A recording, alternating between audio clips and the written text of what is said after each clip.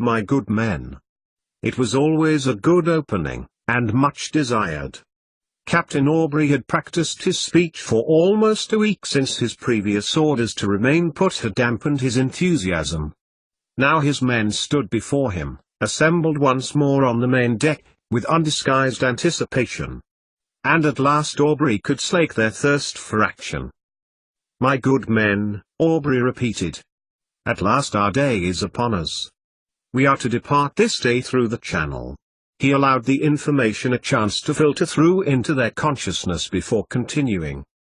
"We are to join the flagship, the Victory," he continued, glancing to his right at his temporary surgeon, Thomas Hardy. His habit of avoiding Aubrey's crew as often as he could had caused Aubrey much annoyance and, whether it had been the wharfing of the Surprise for so long or no, he had taken to insisted that every soul aboard be present whenever he addressed the men. This had caused much ire in the ship's kitchens, but, levelled with the opportunity for a variety of fresh, unadulterated food purchasable from Vlissingen town on a regular basis, the cook had much less grudgingly cooperated.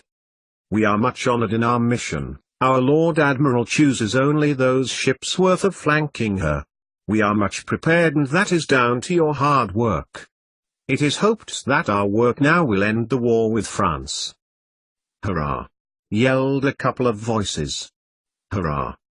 Hurrah indeed," thought Aubrey. He had a vague idea that Lord Nelson would be toying with Villeneuve in some way.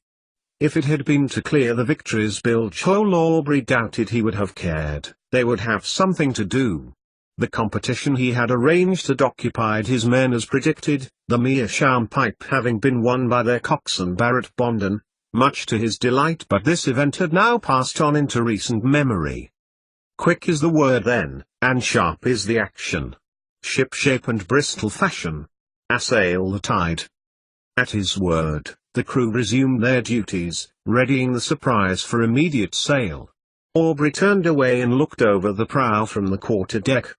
He had spent most of the last fortnight wishing that he himself had been the captain of the Thorn, the ship which had been berthed adjacent Surprise before being given, presumably, orders to sail.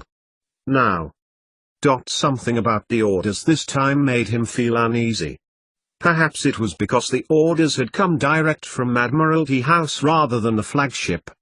But orders were orders, and just now Aubrey was grateful for any function at all. 88,888,888. The letter was signed by Captain Jack Aubrey.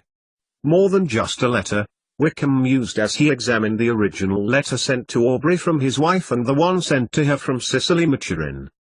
A pamphlet, more like, the spymaster thought, and wondered what Maturin would have made of the wealth of information he had in his possession.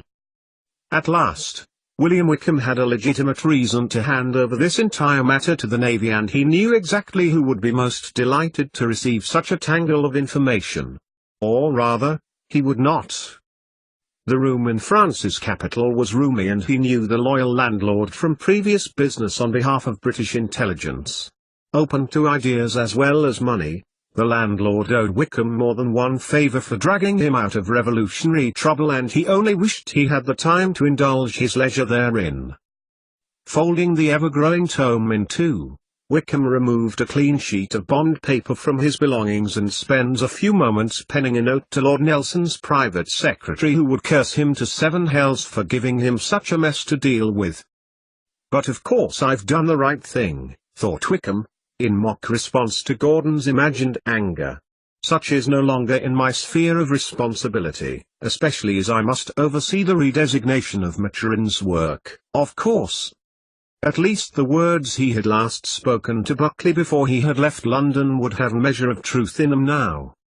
And it wouldn't be long before Nelson would be in full disposal of the facts. Officially, anyway. Whether the Lord Admiral of the fleet would actually know in the actual sense of the word, that was unclear. Looking down onto the street where traders were beginning to assemble under dark brown canvases to hawk their wares, Wickham sealed the wad of paper, addressing the outer paper to Henry Gordon at Admiralty House. At last, Wickham thought again. No longer my problem. And now, Stephen Maturin's face flashed before his own. It was unlike Wickham to be needled by his conscience, but ever since his top spy's redeployment the doctor's contorted features would resurface unbidden, and unexpected, in his mind at the very moment he had pulled the trigger. It had to be done, Wickham had told himself each time. Even if other men in his situation might not have been so merciless. Perhaps because Maturin's challenge to his own skill in espionage was now no more and he had regained his undisputed position as the best. Perhaps because of personal pride the doctor was haunting him. Pushing the fat paper into his inside coat pocket, Wickham picked up the thin bag containing his meager belongings. The bulging letter had made quite a journey, all in all, and now it would be making its way back to England.